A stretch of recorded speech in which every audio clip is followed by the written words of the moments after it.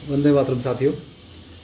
साथियों, आज दिल्ली आया था किसी काम से और एम्स के मेट्रो स्टेशन पे जो है दो कुछ पुलिस वालों ने जो है वो मेरी फ़ोटो खींची। तो मैं बिना मास्क के बिल्कुल चौड़ा होके बैठा हुआ था कि मैंने जैसे होता है ना कि पुलिस वाले सामने आते थे, एक दूसरे मास्क ढूंढता है और ये मास्क पहन लूँ मास्क पहन लूँ, ऐसा मैंने कुछ नहीं किया क्योंकि मैं बहुत दिनों से चाह रहा था कि कोई चालान काटने के लिए आए। आप कहेंगे क्यों?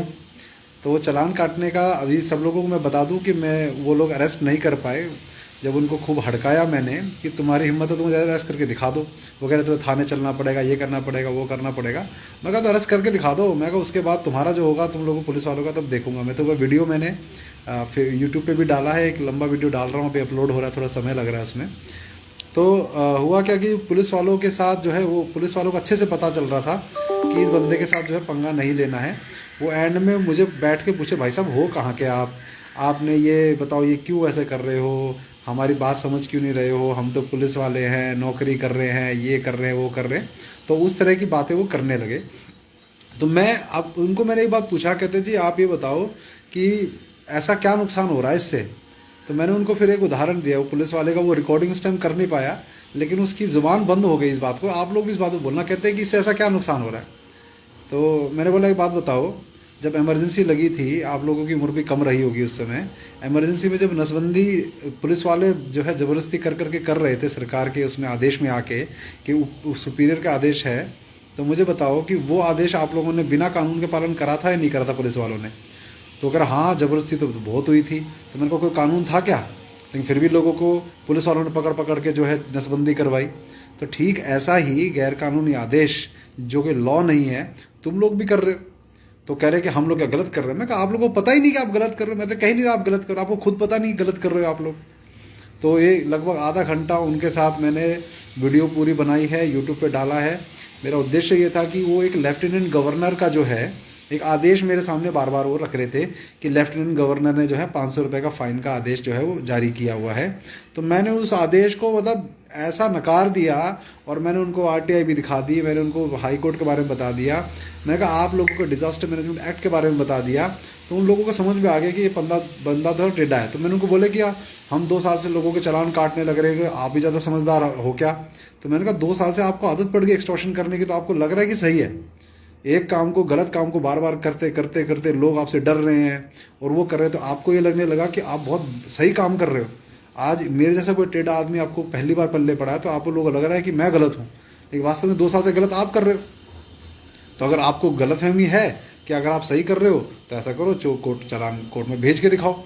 उसके बाद मैं आपको बता दूंगा कि आप लोगों को तो चारों पुलिस वाले आप हो, आप चारों को मैंने चक्कर नहीं कटवाए तो मुझे बता देना। कह रहे हम आपके खिलाफ अब जमानती बुलाना पड़ेगा, आपको यहाँ अरेस्ट करेंगे। मैं कहा आप करके तो दिखा दो। मैं कहा वीडियो पूरा बनाया इसलिए। फिर कहने लगे वीडियो कैसे रिकॉर्ड कर रहे हो आप मेट्रो में? मैंने कहा मेरे को रोक के दिखाओ। मैंने कहा मैं पूरा डॉक्यूमेंट्री एविडेंस को प्राइवेट काम कर रहे हो क्या? सरकारी काम कर रहे हो ना, तो किस चीज़ का वीडियो रिकॉर्डिंग आप मेरी करने लग रहे हो? तो आपके खिलाफ ही केस डालो क्या? आप कानून से ऊपर हो क्या? अगर वीडियो ना बनाने का कानून है तो फिर आप भी मत बनाओ। तो उनको भी समझ में आ गया कि अब वीडियो बनने से भी नहीं रोकने, क्योंकि मैंने बहुत बार देखा है कि ये लोग वीडियो बनाने से रोक कर अपना जो है पक्ष मजबूत करना चाहते हैं। इनका जब पूरी रिकॉर्डिंग मैंने की तो इन लोगों को अच्छे से समझ में आ गया कि हम पूरी रिकॉर्डिंग हो गई है, गलत धारा में इसके ऊपर 188 लगा नहीं सकते हम लोग। तो इस तरह से इन्होंने जो है पूरा का पूरा मुझे अब फिर अवॉइड कोने में ले जाने की कोशिश करने लगे कि बोले कि मैंने कहा मैं कोने में नहीं जा रहा, मैं ये बात करनी है सबके सामने ही करूँ। तो मैंने बोला अब मुझे चालान काटना, मैं कटवाना है मुझे। कह मुझे बोला आप बिना चालान के चले जाओ, कोने में जाके बोलता। मैं कहा क्यों, आप चालान क्यों नहीं काटना? मैं कहा मुझे चालान कटवाना है। तो बोले कैश देना पड़ेगा।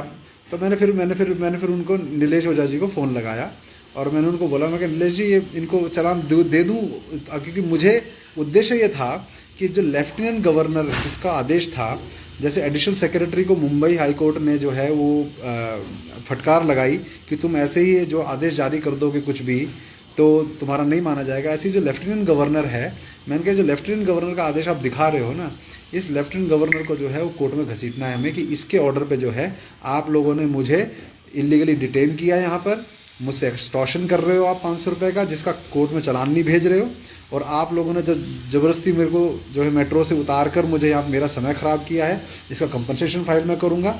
तो आप लोग बता देना आपको करना क्या है। तो वो बोले भाई साहब कंपनसेशन किस बात का? मैंने कहा आपको नुकसान का, मेरा अगर फ्लाइट छूट रहा होता, मान लो अभी मेरी कोई ट्रेन छूट रही होती, मेरा कोई बिजनेस का नुकसान हो रहा होता तो आप लोगों ने मुझे आधा घंटा यहाँ पे रोक लिया। तो अब जो है उनको समझ में आ गई कि भाई बात जो है वो पूरी रिकॉर्डिंग भी हो गई है, फ़ोन को हाथ लगाने नहीं देगा। मैंने तो आईडी कार्ड को भी हाथ नहीं लगाने दिया। मैंने कहा आईडी कार्ड भी मेरे हाथ से देखो, आईडी कार्ड तुम्हारे हाथ में दूंगा ही नहीं मैं। तो आईडी कार्ड भी उनके हाथ में नहीं दिया। तो अंत में नीलेश जी ने कहा कि एक काम करो, इनसे जो है चालान भर के और इसका वो पावती ले लो, जो रसीद है ना वो ले लो, और उसके बेस पे हम जो है इनको लपेट लेंगे। क्योंकि मैं उनको बोलता कि मैं कैश तो नहीं देने वाला, एक आधे घंटे तक मैं उनका कैश नहीं देना। फिर उन्होंने कहा कि वीरेंद्र आपके पास टाइम है अगर, तो इनके पास जो है इनको मत दो चालान, उनको बोलो कोर्ट में जो करना है तुमको थाने ले जाना है थाने ले जाओ, वो ले जाओ। फिर मैंने कहा कि अगर हम दोनों मुद्दों पे घसीट सकते हैं इनको, तो 500 रुपये का तो हम लाखों रुपये का कंपनसेशन मांग लेंगे। 500 रुपये मेरे अगर लग ही रहे हैं तो कोई बात नहीं। तो मैंने क्या किया, उनको बोला कि मैं रिलेशन भी कर रहा हूँ मैं, फिर इसके बाद इसी बेस पे हम वो करेंगे। तो मैंने उनको आधे घंटे पूरा करके वीडियो बना के और पूरा उनका जो है डॉक्यूमेंट करके, जो ऑर्डर था उसका भी मैंने वीडियो बना लिया, और अब जो है उनका चालान जो है मैंने दे दिया उनको आधे घंटे खूब।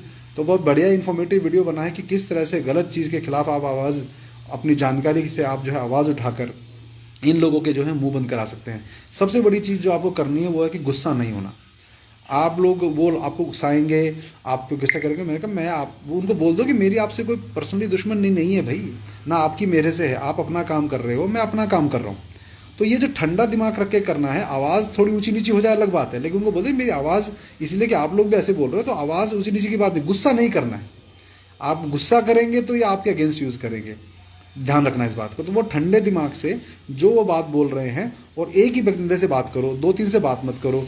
जो मेन है, जो पीछे कांस्टेबल टाइप के जो बैठ खड़े होते हैं ना, जिनको कुछ जानकारी नहीं होती, जिनको जो आजमाइश के लिए रखा होता है, उनसे तो बात ही मत करो, क्योंकि वो तो उल्टी सीधी बात बोलेंगे। उनको हड़का के बोलेगा आप, मैं तुम्हारे सीनियर से बात कर रहा हूँ तो तुम मत बोलो बीच में। तो फिर वो चुपचाप हो जाते हैं। फिर सीनियर को भी समझ में आ जाता है कि ये जो बता रहा है वो गलत। मैंने कहा आपको सब लॉ पता है, आप लोग एक्सटॉर्शन जो कर रहे हो वो भी पता है, लेकिन अभी समझा दिया है मैंने आपको कि ये गलत काम मत करो।